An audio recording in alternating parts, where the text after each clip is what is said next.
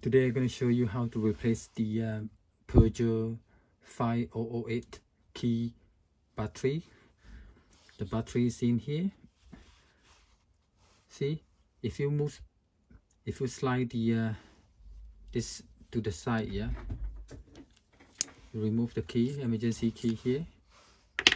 You turn it around. See the gap there? Use a screwdriver.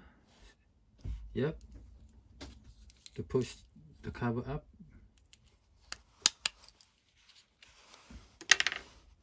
Here's the battery, CR2032 battery.